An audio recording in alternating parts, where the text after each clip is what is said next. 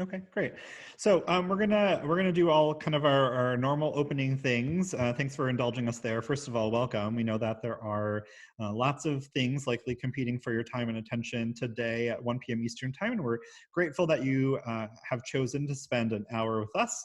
We very much look forward to sharing with you some of our ideas and thoughts, but really in preparation for today, we sort of initiated these sort of 3 segments that we're going to be taking you along as maybe milestones or as a starting point. And we're really looking forward to some of your ideas within each of these categories as well. And so I will remind you that there are a couple of ways to engage with us. First and foremost, there is the Q&A feature. And so if there's anything that you want to send to Rob, myself, or Lindsay directly, please pull down the Q&A feature in your Zoom toolbar, and those questions will come directly to us. We'll be happy to answer them for you as quickly as we can, either in the chat box or live on the webinar.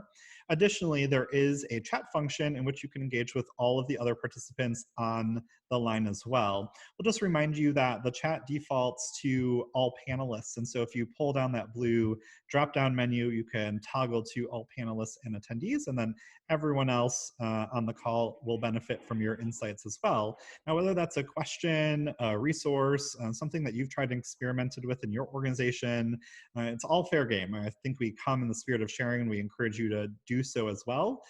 Because although maybe we know some stuff, we know that you know likely much more than us, and we're looking forward to learning from you just as much as I hope you are looking forward to learning from us.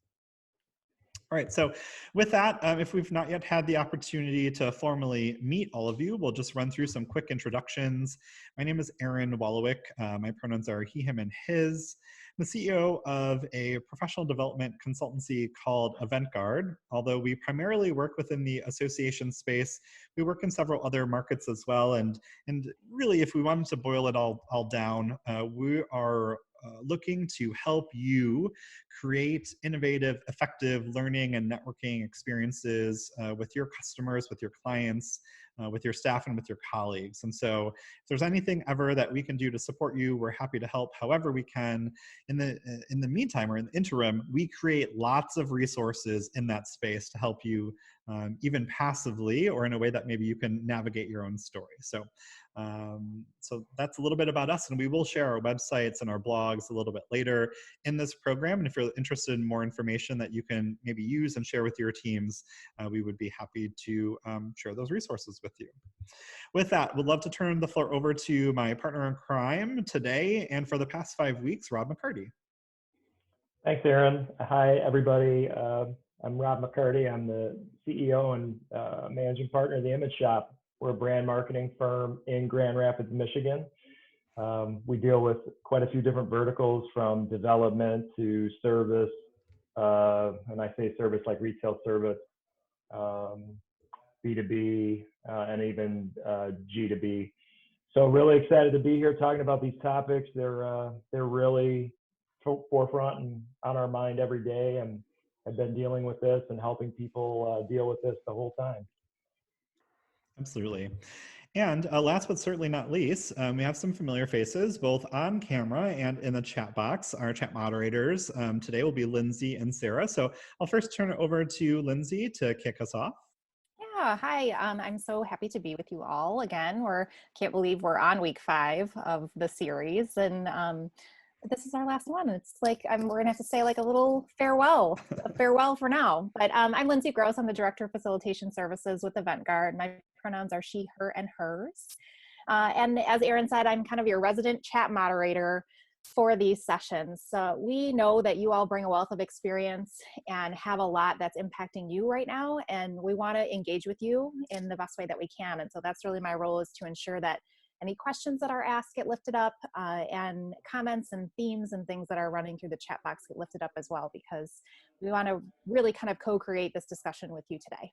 So I'm happy to be here. Thanks for having me. Absolutely. Thanks for being here. And I think that if you turned your screen even just 5 degrees, we'd probably see an iron right up there. No, nope, not today. What? It's gone? What are you talking about?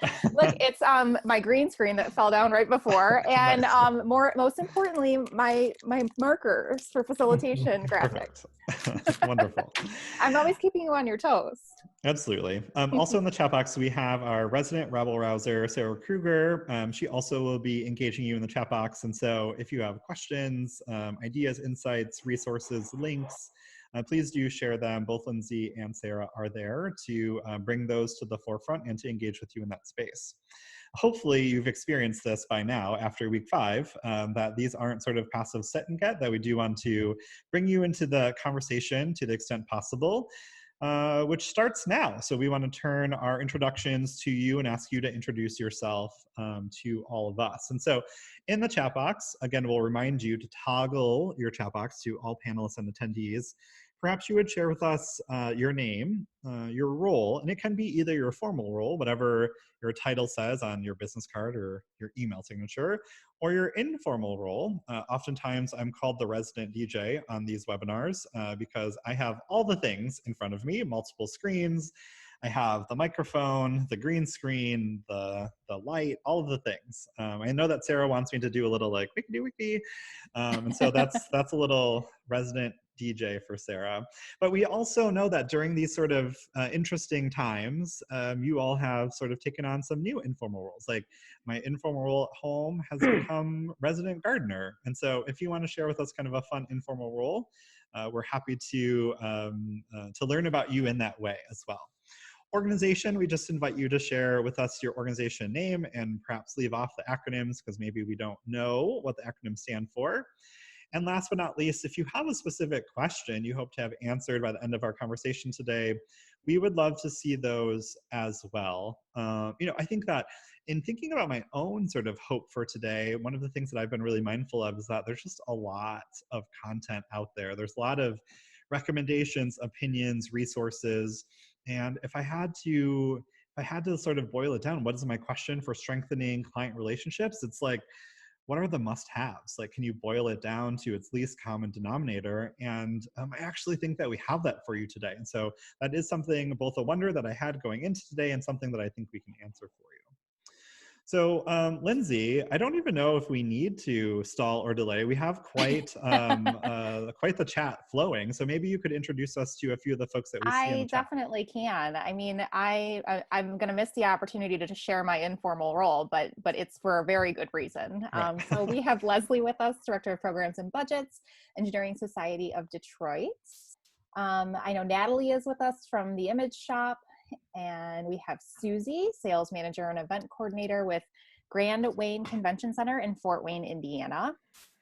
Natasha's curious about how to keep in touch with clients without overwhelming them.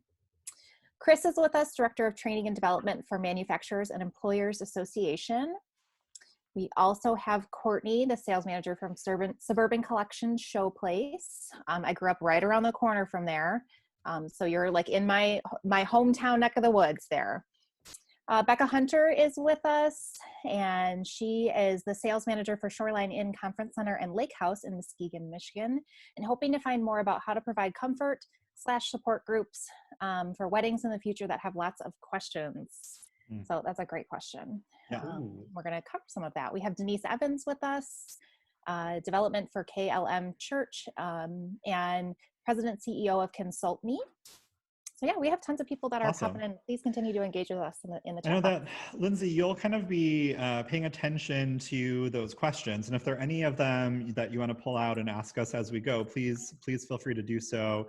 We do, to the extent possible, want to get to as many of your all questions as possible. And I know some good ones are coming in early, but I also know we have some good content planned to cover as well. Before I move on, I do want to say that I know that you welcomed Natalie to the call, and I just want to shout out Natalie, as in terms of a variety of things. It's week 5, and she's sort of kept Rob and I on track for the past 5 weeks in terms of making sure the content was being built and the slide decks were being built and the blog recaps are being developed and posted and all of that. And so I just want to publicly thank Natalie and the Image Shop for all of her work in helping us stay on task. And we do want to remind you that this is the sort of 5th and final in this series. I fully anticipate additional webinars will be on the horizon, but we just wanted to sort of give it a breath and see what content maybe is needed and appropriate moving forward. So Rob, I'll have you just remind us about the series before I kind of dig into today's episode. Absolutely. So again, as Aaron said, last episode is today. And I just want to thank everybody who's been on throughout. It's great to see familiar names now after a couple of weeks. And we appreciate you participating with us.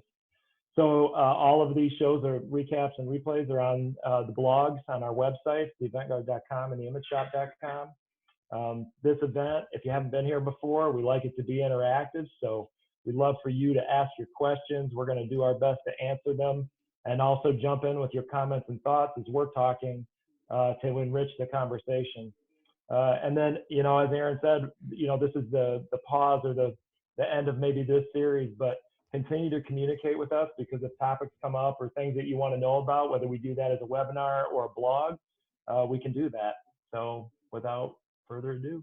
Yeah, absolutely. Yeah, I think in particular, like a couple of things that are on my mind right now before I hit the next button. First is that we will be talking a little bit on today's webinar about thinking about the pivot, thinking about how your business, your work changes as a result of, the past couple of months and certainly into the future. And I think one of the big changes for EventGuard has been as a leader of content webinars for the past couple of months. And one of our sort of pivot points was to, on our website, build a new repository for these recordings. And thanks to the Image Shop for helping us do that. We realized that we could be a leader in terms of content.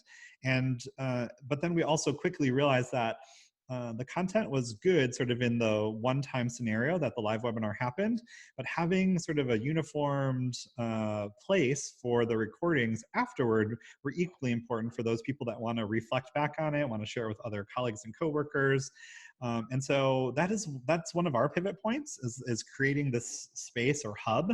And we would love to sort of hear about, think about, talk about some of your pivot points throughout the conversation today as well. They will come up in a couple of places, at least for us and some of our clients.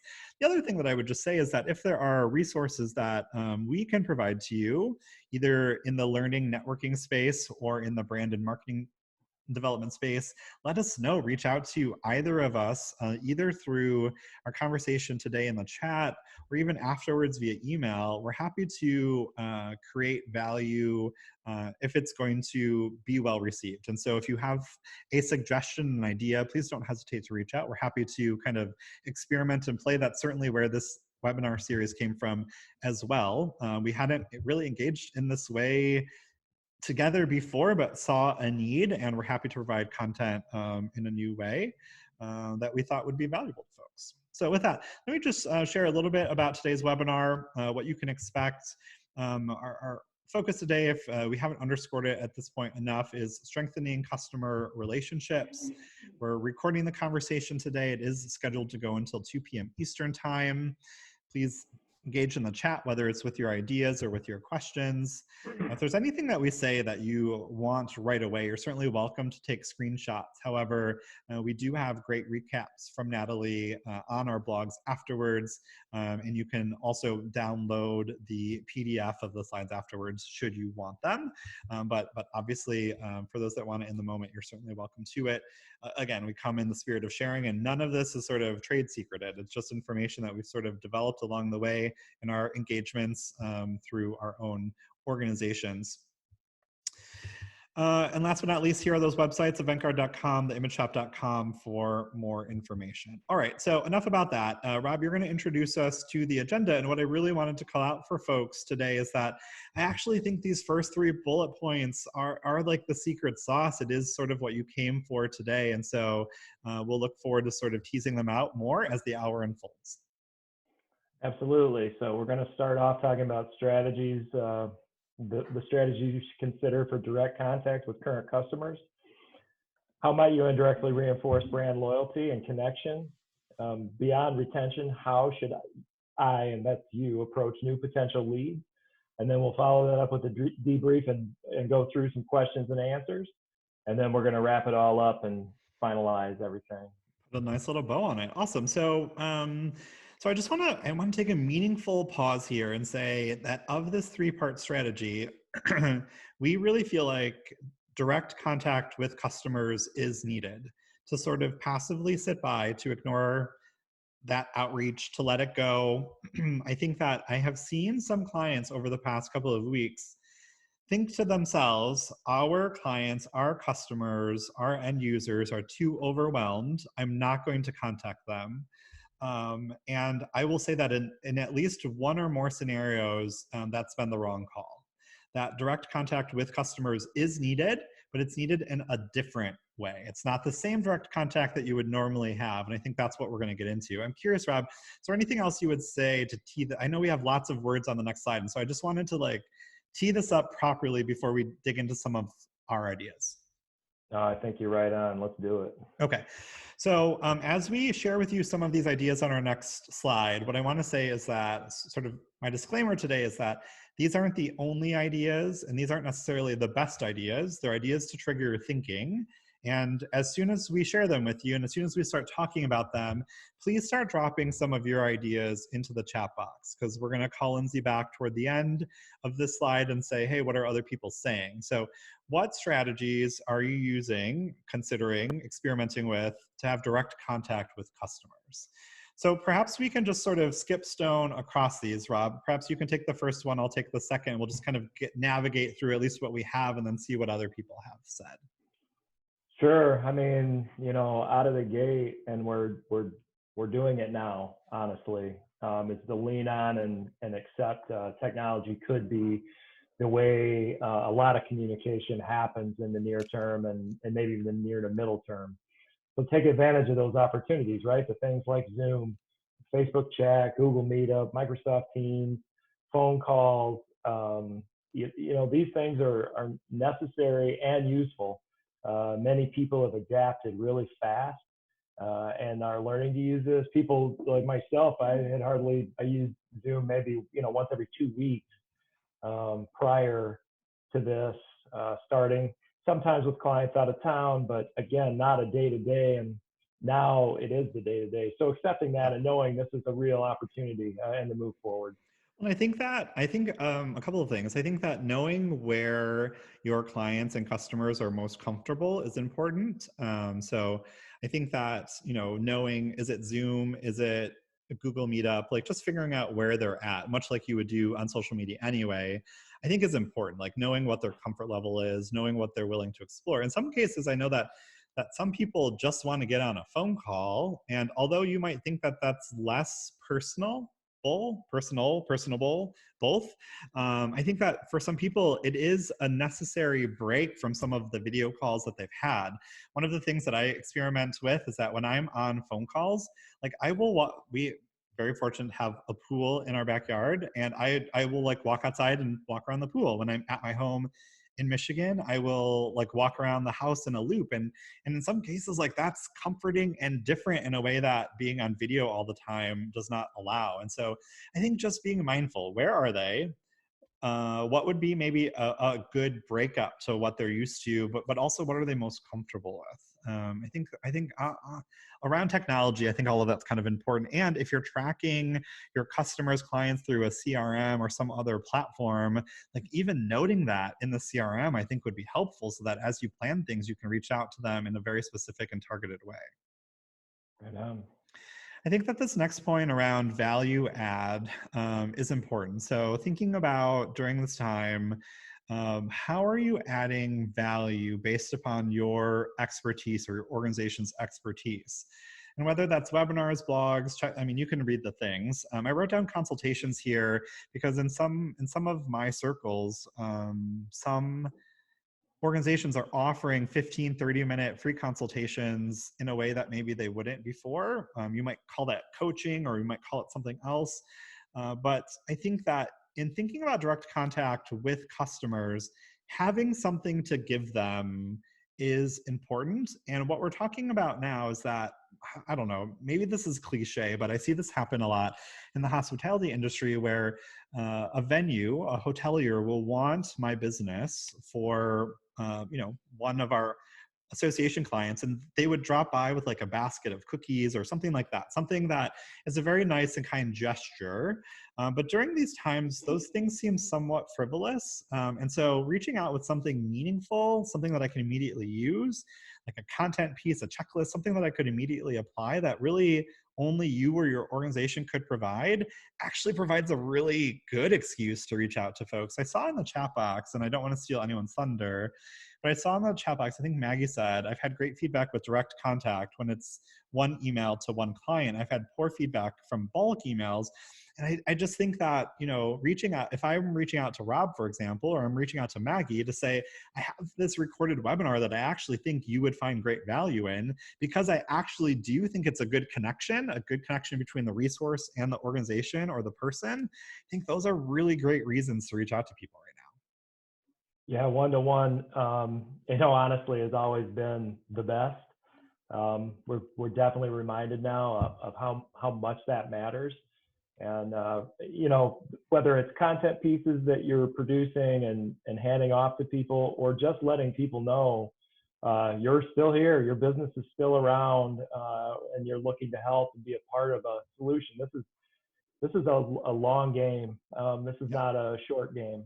And I think assuring people is really important beyond everything else. Well, and what's interesting, I think, is what Denise says, who I know from the Michigan Association of CPAs, that said, had great success with Zoom roundtables. Initially, registration was large, and they've slowly been trailing off. And what's interesting about that comment, Denise, is I sort of am feeling it's interesting because when we look at the marketplace, even 30 days ago, the people who were fastest to provide resources electronically where people could engage, like the virtual roundtables, they got a lot of play. So those, I remember even 30 days ago, we would routinely have 100 people or more on webinars, and slowly that's trailed off. And so I was thinking, okay, well, maybe over time, we're going to see that go down. Maybe it will just like trail off completely. And I would say that, I would say two things. First, we have a good sort of moderate place for attendance today, which signifies to me that it's not necessarily that we're going to continue to see the decline over time to our efforts. I actually think that it's the content, like the content has to be right. Like what we are putting out has to like hit the mark and has to be right. And I think we will get continued engagement. The people who are innovative, creative, unique, they're standing out from everything else, I think that's the stuff online that's going to continue to resonate with people even into the next couple of months. Lindsay, I see that you're back, and I've seen there been sort of a trail of conversation here. I'm curious if you want to pull out a few things. Yeah, absolutely. There's an interesting question that I'd be curious to get both your and Rob's feedback on around why maybe this is working. Someone is asking, do you think it's partially because we're all feeling a bit unessential, and that one-on-one contact makes us feel a little more like we matter? So I'd be curious about kind of your insights on that, and I can share some additional thoughts that have been going through the chat box too. I definitely have an immediate thought. I can share my immediate thought is that maybe we feel a little unessential, and this one-to-one makes us feel important or like we matter. I think that a couple of things. I think that people are looking like, I think Lindsay, you and I in particular kind of fall into this like creative crowd. So we immediately saw people doing these like virtual happy hours that were literally get on Zoom, bring a drink, and just like chat for an hour. And I did one or two of those at the beginning, and they felt fun at the beginning because it was different, and it was not normal. We hadn't really engaged in that way or used the platform. We didn't use a business platform for a personal reason. So it seemed innovative in some way. I would say that I participated in one or two of those and was just like, okay, like I'm a trained facilitator. Like there has to be a better way. And so to break out from what everyone was, because literally anyone with a Zoom line and a face could like have this virtual happy hour. And so you found them, it wasn't like there was a million of them to start. It was that there were a handful of them done so-so. Then over time, you saw a million people doing them and still so-so. And then I think the people who are successful break away from the pack. They're sort of the ones that like run out in front. And I would say like they're the people, like Lindsay and I no longer do sort of virtual happy hours anymore. We've literally created this sort of grapes and series, grapes and I think the first one we did was grapes and graphics, where we literally said, bring a notepad, bring a marker, and we're gonna like shout out some things and have you draw. And then we did another one after that was like grapes and games. Like we're gonna just play a few games while we drink a glass of wine. The next one we're about to launch is grapes and apps, where it's like bring your favorite app to the call and talk about it. Like, and we found sort of a purpose, and what we've experienced is that we've been able to break away from the pack because we're offering something unique and different, that people are seeking that out. And like we have followers of that series that would literally tell their kids to like go put themselves to bed before they would miss one of our like evening happy hours. And I think that's the type of following where you can break out from the pack. And so for me, I just think that it has to be unique and innovative. If you look around and everyone else is offering it, it's less interesting. I'd say part two is that we're getting a lot of, or seeing, and it's interesting hearing from clients. We're hearing everyone's telling us all the options. We're getting a lot of this where it's like, what book should you read during this time? And they'll put out 50, 75. What are the top 100 books of 2020? Or what is the technology platform we could or should be using? And literally 50. And the thing is that people are looking for qualified information right now. They don't want everything. They want qualification. And so I think the other thing is when you can offer content or topics or programming that offers qualified insights and feedback, like people are really attaching to that. They appreciate that. Yeah, I'd love to lift up a couple things that you said, Aaron. Is one of the things that is kind of to some degree business as usual for us is that at Event Guard in general, like if everyone else is doing it, we're not particularly interested in it. We want to be unique and we want to provide our clients the support in a unique and innovative way, right? So it's always about how we can uniquely use our skill set in order to meet our partners and clients' needs, right? And now is no different.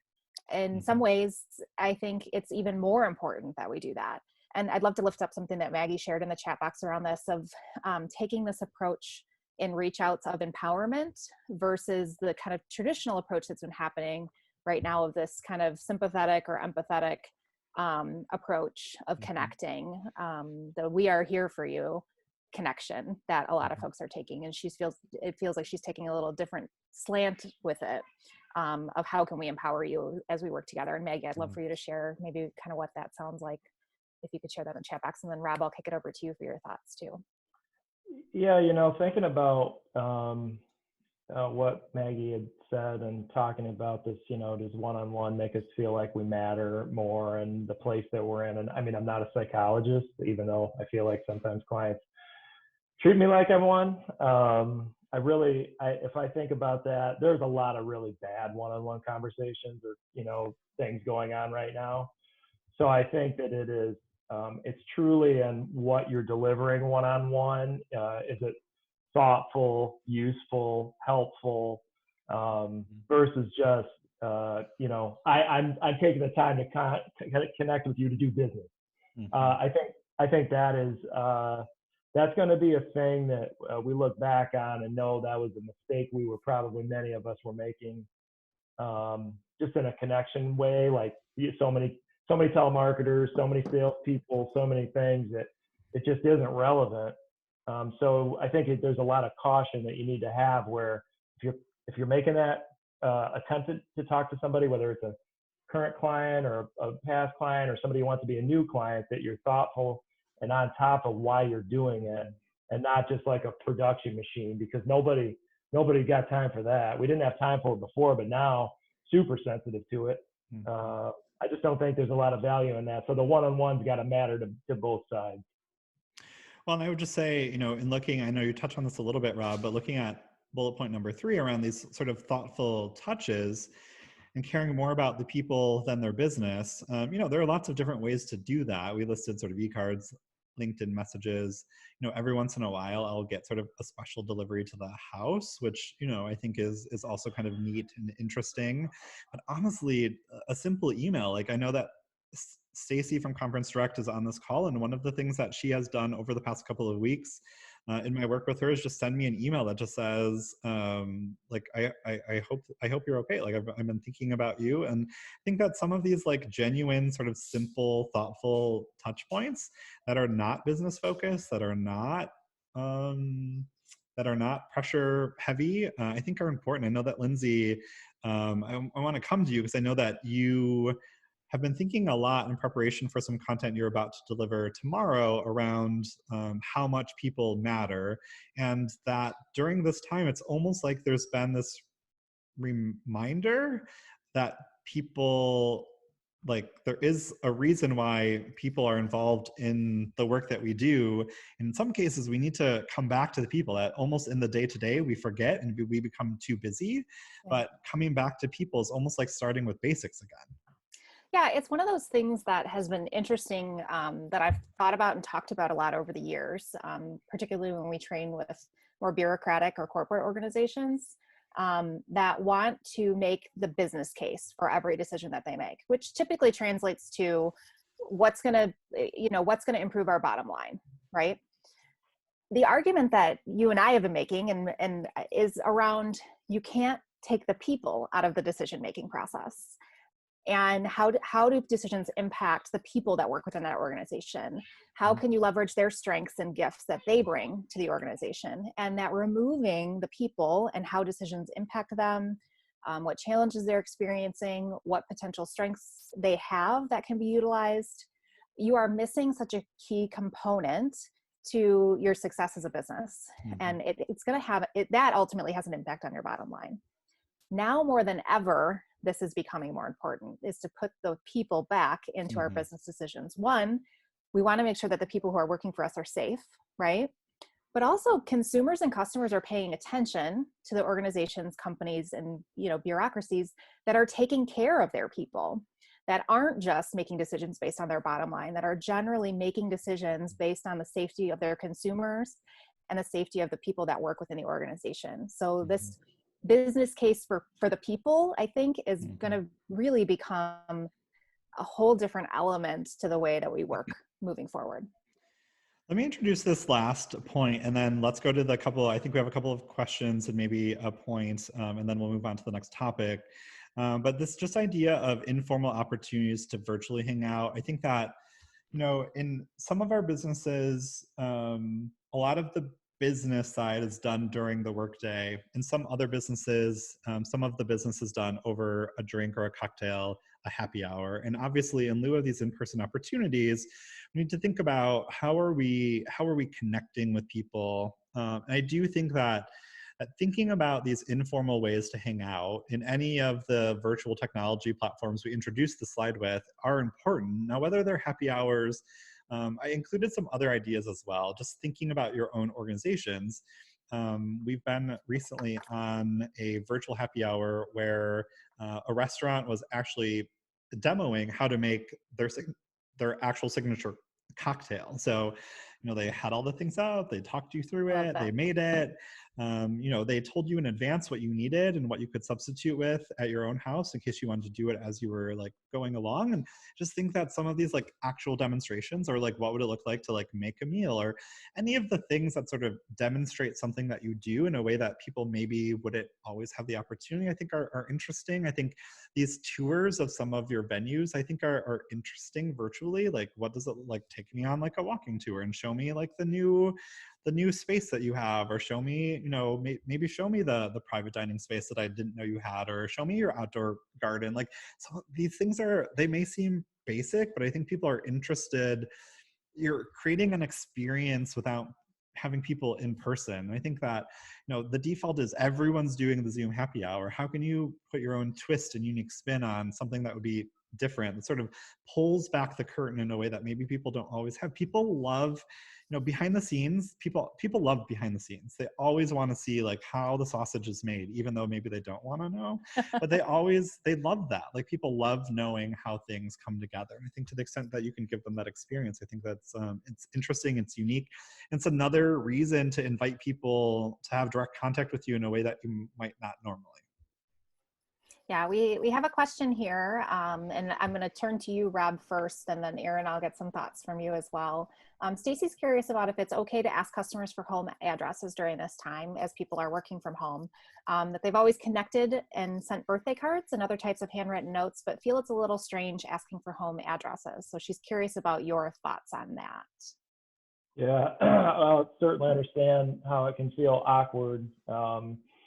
I just in a quick response and thinking about it, I think if you ask, and again, in that one-on-one communication, and you ask and it's a genuine ask, and you give them the option to say yes or no, just that, you want to do something, but that, you're seeking permission. I mean, it isn't any different than if you were seeking permission to add somebody to your email list or whatever it might be. Permission's good.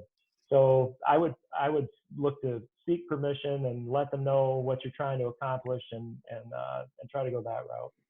I agree 100%. And I would say, same thing. I would say, I do think that the personal ask is important. I do think either sort of a LinkedIn message or an email that's sort of to an individual and not a mass email. It's not a mass like sign in. It's not a mass fill in this form. I think a personal reach out from one person to one person, LinkedIn, email, however it is most appropriate, that says, hey, I'd really like to drop a little something in the mail to you. Would it be okay for me to send it to your home? And would you be willing to share that with me? I think that's perfectly acceptable.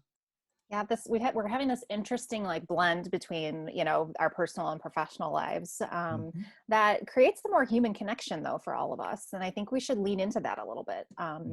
Because the human aspect of who we are and all the things that make us who we are at home, we now have this unique opportunity to see how it displays in the professional environment. So this sort of topic number 2, I'm just being mindful of time. This topic number 2 of 3 is sort of reinforcing brand loyalty and connection. And so if you think about question 1 of like direct contact with customers, question number 2 or topic number 2 is really about, okay, so in addition to direct contact, like we have a brand to maintain. Like we need to stay connected with people. We need people to know that we're here, and we need to sort of continue to strengthen loyalty. I think both from our current active clients, but also from prospective clients or customers that maybe are monitoring our movements, right? And so this sort of bridges the gap between passive and direct contact. Is there anything else you would say about that before I move on, Rob? Nope, let's jump it. Yeah, okay.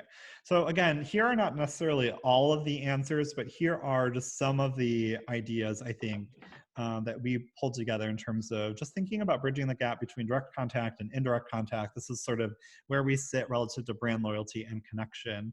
This first one is really about being adaptable, knowing that, and we've talked about this in some of our previous programs around being flexible, both in terms of your policies, your procedures, but also in your approach to business. Like there are plenty of examples of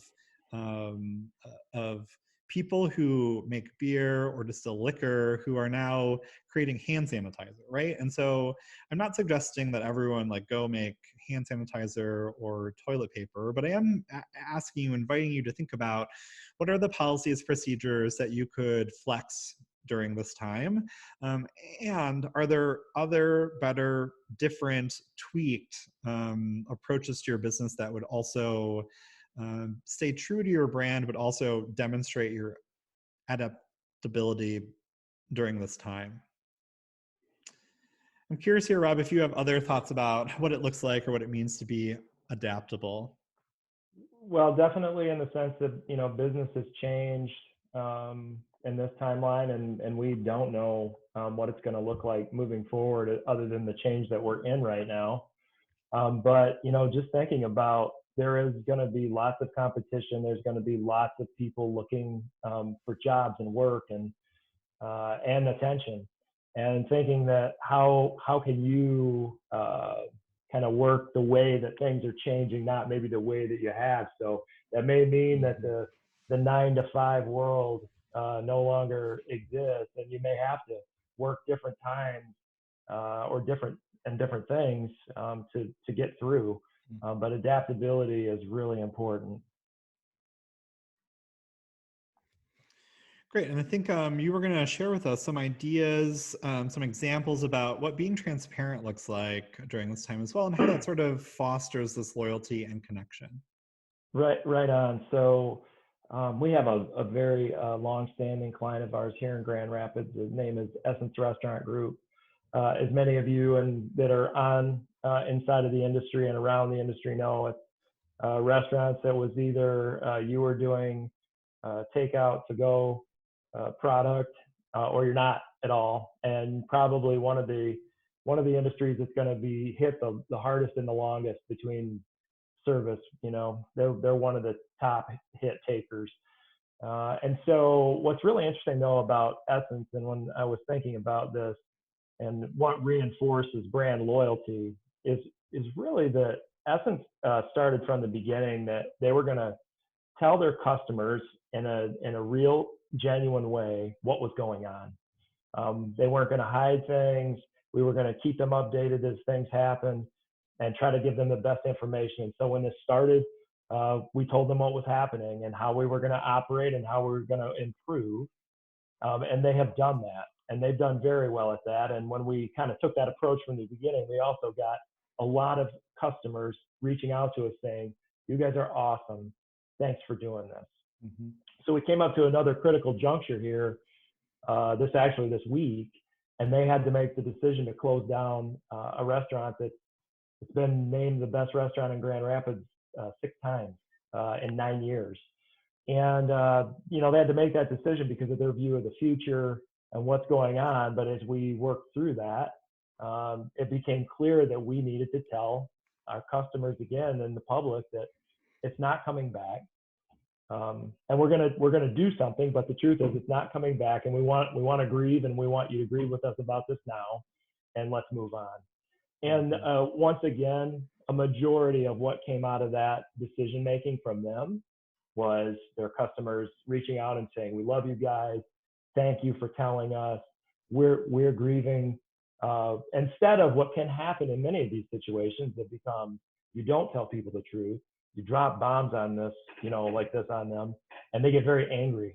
Angry that they didn't know, angry they can't come back, angry they didn't know sooner, and almost in a way where the business gets the opportunity to be a little bit more of what we truly aspire to be, which is a brand taking on a personality and persona. So that was one way in transparency that has really resonated for me over the past month and a half or so. I think that's the other topic. Well, and I will just say, like, I am joining you from Texas today, and I heard about the restaurant closure. I reached out specifically to you, Rob, and was just like, "No, say it's not so. I've had like some of the best meals of my life," right? But I think that's a great and helpful story for people thinking about what the future holds for them as well. I think that sort of next bullet point under here is just around this idea of cleanliness and safety versus the bottom line, and being reminded of the fact that people are paying attention from all sides. And so, whether you're in the hospitality industry or any other industry, people want to know that your employees are safe, that your shop is clean, that if customers interact and engage on your premises, that they're going to be safe and clean as well. And no matter where you fall out in terms of wearing a mask or wearing gloves or any of these things, I think what you need to realize is that perception often is reality. And so if there's a perception that your operation is clean and safe, it's going to drive business and people in a way that that if the perception is otherwise, simply won't. That people, when making choices now, will be making choices based upon perception of cleanliness and safety, both for themselves, their families, their colleagues, and certainly your own staff. And so thinking about how that fits into this transparency conversation, how you're going to demonstrate transparency around those topics, I think is important to be mindful of moving forward. We're seeing a lot of that, I think, come forward now in terms of hotels and how hotels and hotel brands will be clean and safe. But I think that's one industry, and certainly there are others that we need to be thinking about. We need to be thinking about how we're going to communicate that to our customers. I think that, I'll just lightly touch on this, sort of be thoughtful, because we've been saying over and over again to create unique content, personalized touch points. I think we touched on this quite a bit on sort of the previous slide. But again, just being thoughtful and intentional, like before you hit send, before you pick up the phone, before you schedule the Zoom call, is this appropriate? Is this different? Is this adding value in a way that nobody else is? Or is this just adding more noise to the system? I think to the extent that we want to reinforce our brand, we need to be offering a value proposition that actually adds and creates value as opposed to just adding to the ecosystem of more stuff. I would love for you, Rob. I'm just like looking at the time and I'm just like surprised at how quickly the time has gone today, but maybe just quickly touching on sort of leadership and branding before we move on to the sort of last content area. Right on. Well, just in thinking about being a leader, everybody who's on this webinar right now, you have your opportunities. Everybody's not going to be happy with everything that you do, but taking the leadership and being a leader through this for your organization and your brand is really important. And as Aaron said before, it's what the product is. Like, what are you offering people? What do they believe you're offering them? And how does it happen when they get there, whatever there is? So being really intentional about that and reinforcing, all of that is reinforced by who you claim to be, your mission, your vision and values. We talked about that previously. And I think it's just really important to keep your mind on that, because that will roll up in the rest of what these things are. If your brand is, and part of your values is to be transparent and honest, you're going to see how this can all roll up for you on these slides. And I can't say it enough. People are going to believe you to be what they believe you to be. And you have the opportunity to shape that narrative and then deliver when they come. I would love, Lindsay, to invite you back. I know that there's kind of a question, perhaps a comment out there from Carmen that I want to tackle. And maybe what Sarah has posed as well. Perhaps we can kind of get to those two things and then we'll yeah, absolutely. So Carmen was just sharing that many venues and businesses in the event wedding market are avoiding contacting clients for a couple of reasons. They're not entirely sure what to say to clients who have questions. We don't necessarily have guidance on that yet. And we don't know when we can open, especially being in an anti-social distancing market. And secondly, they're afraid that many clients are demanding refunds and venues survive off these deposits. So they're afraid they might go out of business, and it's scary. So Sarah was sharing that definitely that's a complex snapshot of what's happening out there, and curious about what others have tried or other solutions. But I'd also be curious, Aaron and Rob, what thoughts you have on that. Yeah, so I would say first and foremost, particularly for our hoteliers and venue folks, oftentimes you're not going to be the decision maker in terms of providing refunds for deposits. And I think that that's actually a really good place to sit. So you don't have to, as a sales manager, let's say, I don't expect you to be able to refund all of my money, but I do expect you to keep me posted and up to date. And so I think in some cases it's just about being open and honest. Like we don't know. We don't know when we're going to reopen. We don't know, when we're going to be able to make a decision about go and no go. I think that we don't know what the venue is going to look like. We don't know. I think some of that's okay. I think that sometimes as customers, we're just looking for that open and honest information, because everyone's getting information at different rates of speed. And so every state is different. And so what I'm experiencing here in Texas is going to be different from what you're experiencing there in Michigan. And so in some cases, I'm just looking for a reality check of like, oh, you don't know. Perfect. Like I thought maybe you knew something that I didn't know. I think that, I don't know, to some extent, this paranoia sets in, like, you know, something that I don't know.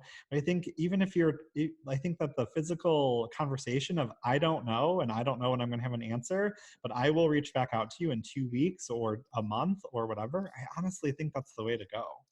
Yeah, we have a client right now actually that's in a similar industry, and she's wants to host a virtual kind of focus group.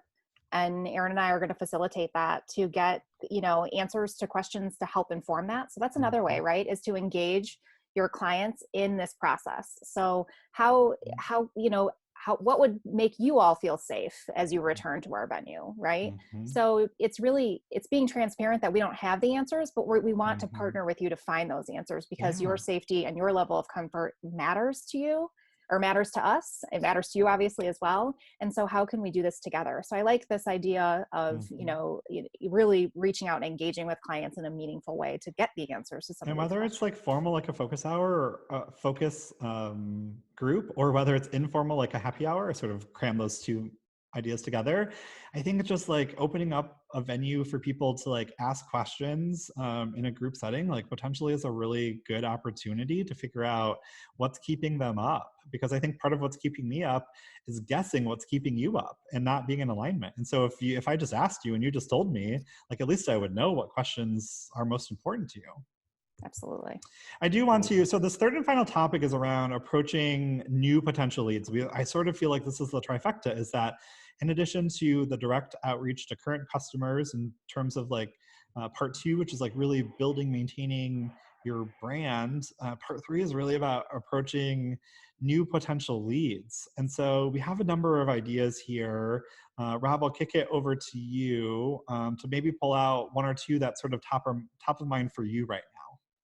Yeah, well, within this list, certainly the business as usual, I just don't, my perspective is it doesn't exist, and it's not relevant, and hopefully it won't be. I'm a big advocate of not business as usual going forward.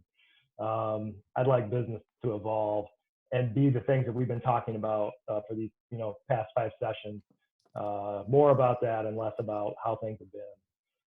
So I think that's really important to me. And then certainly when we talk about what's way to approach new leads, continue to think about how you bring people into the top of your funnel and get them to make a decision of to find out who you really are. They take that next step and the next step, and to meet them, those potentials, with who you are and what you're able to offer. And help them make decisions that are good for their business and what opportunity they have. I think that's still applicable and still value. Two things that are really standing out to me here is the last bullet point that I added around collaboration and creativity. We've been saying this internally with our team now for a while, and that's that I'm not really reaching out to you with a solution. I'm reaching out to you with a collaboration opportunity. And I'm not talking about just like the word choice. What I'm actually talking about is like, I don't necessarily know what parameters you have, and you don't necessarily know what my parameters are, but if we can co-create something together, co-create the sort of path together, I think that's what we're really talking about, because I don't know how best to potentially market your organization during these unfounded times, but I have some ideas about being creative, and perhaps if I bounce them off of you and you either some of them stuck or you also brought to the table some of your own ideas, like this co-creation, this creativity, I think it's more important now than ever before, because I don't think nobody knows the one right path forward. And there is potentially a number of different options to choose from. And I think you just have to create time and space to kind of creatively talk through those. I think the second thing that I would say is that, excuse me, is that minimizing risk to the extent possible is really important. And so I think that if I know going into a conversation that you're going to minimize my risk as much as possible, meaning we're going to take this in chunks. We're going to have installment plan. We're going to, if something changes in 60 days, that you're going to allow me to reevaluate our contract. Like, to the extent that you can minimize risk, whether it's through clauses or through flexibility or whatever it is, I think minimizing risk is really important in reaching out to new potential leads right now. Yeah, I love that idea. Denise is responding to this idea of co-creation as being the new normal. Mm-hmm. And that's one of the things that I think I've been doing when we're reaching out to our potential new leads is talking about our experience, that while we all are in a new experience, we also aren't building the bridge while we're walking on it. Avantgarde's been doing virtual support for a long time. So we stand ready to share that experience. But I have been saying, I'm going to give you a proposal with a few options, and then together we're going to co-create and put together what plan makes best sense, right? And that's a little different than I think we traditionally have, been working with clients, and these kind of shorter term and longer term plans, and thinking about them differently than we typically used to. Before we move off of this, Rob, I'm just curious if there's anything else. I know we have like 1 minute left, so it's not like we have a ton of time, but is there anything in particular here that you wanted to lift up before we sort of wind down for today? Nope, I think we can do the wind down. Okay, let me do this. I know that there are a couple of things coming through. I haven't read them all. Is there anything in particular, Lindsay, that we need to pull forward? I do have one that I think would be great, is this idea of, there's a lot of industry changes and innovation happening right now. And so what's a creative way that you could communicate those not via email? So I'd be curious if you could kind of, what's bubbling up to the top of the surface for both of you, of a creative way to communicate industry updates. Carrier pigeon. A carrier owl, like in Harry Potter. Yeah, right. Yeah, I do know that it can seem monotonous, and certainly unsubscribe rates can go up, and that can be painful to watch, or engagement goes down. But the truth is, if you really look at the numbers in email, your people who use email will use email. They'll stick with it. They'll look at it. If you send them 2 emails a day, they'll look at 2 emails a day. It's probably still the best widespread, know that you're getting direct, even though it's not one-to-one like this, it is a one-to-one communication to organization to the person. And that's hard to replace right now. So you could do other things. You could certainly do social media announcements. You could LinkedIn, Facebook, whatever platforms you might be on. And you can also look at texting, but I think that's a slippery slope too with that kind of information.